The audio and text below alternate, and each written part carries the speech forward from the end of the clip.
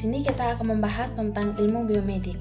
Ilmu biomedik adalah ilmu dasar yang mempelajari tentang struktur, fungsi, serta proses biologis pada tubuh manusia. Jadi proses ini terjadi dalam keadaan normal maupun dalam keadaan sakit. Ilmu ini juga sangat berperan penting bagi tenaga kesehatan, khususnya pada perawat, di mana perawat harus memahami mekanisme penyakit dan juga proses tindakan medis tersebut. Baik, berikut kita akan membahas tentang anatomi dan fisiologi. Nah, di sini anatomi membahas tentang struktur pada tubuh manusia. Sedangkan fisiologi kita membahas tentang cara kerja pada bagian-bagian tertentu. Nah, kedua ilmu ini saling berkaitan dan tidak dapat dipisahkan dalam memahami tubuh manusia. Tubuh diklarifikasikan berdasarkan tingkat organisasi seperti sel, mulai dari sel, jaringan sampai sel, jaringan, sistem organ sampai dengan organisme. Berikut kita akan membahas tentang biokimia dan metabolisme. Nah, biokimia adalah proses kimia yang terjadi di dalam tubuh. Sedangkan metabolisme adalah secara keseluruhan proses kimia melalui sel untuk bertahan hidup. Nah, di sini metabolisme dibagi lagi menjadi dua, yaitu anabolisme atau penyusunan dan juga katabolisme atau penguraian. Yang berikut yaitu tentang farmakologi dasar. Nah, di sini kita akan mempelajari ilmu-ilmu pada obat-obatan melalui cara kerja, efek samping, manfaat, dan juga cara kerja di dalam tubuh.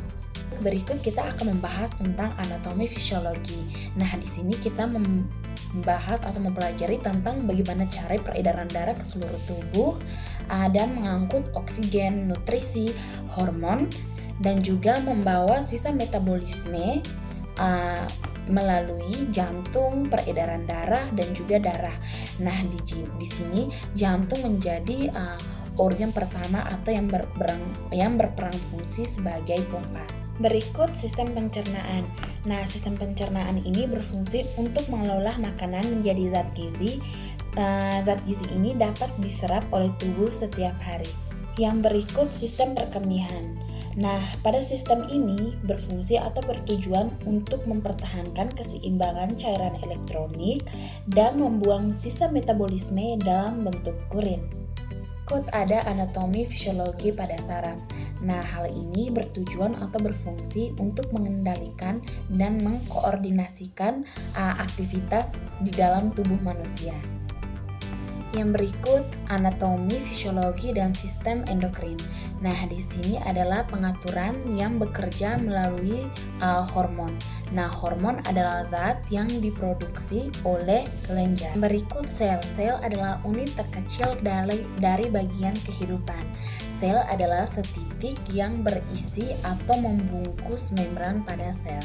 Berikut adalah sistem saraf. Sistem saraf adalah sistem yang berada di dalam tubuh yang bekerja untuk menghubungkan antara sel dan organ-organ yang terdapat di dalam tubuh. Selain itu, sistem saraf juga berfungsi sebagai pengendali sebuah organ di dalam tubuh manusia dan juga sebagai pengendali hormon. Berikut adalah otak. Otak adalah sebuah organ yang terletak pada rongga kranium pada tengkorak. Kemudian ada sistem pernafasan. Sistem pernafasan adalah organ yang digunakan untuk pertukaran gas, di mana sistem pernafasan ini adalah sistem yang paling penting dalam tubuh manusia untuk kelangsungan hidup. Konsep pernafasan.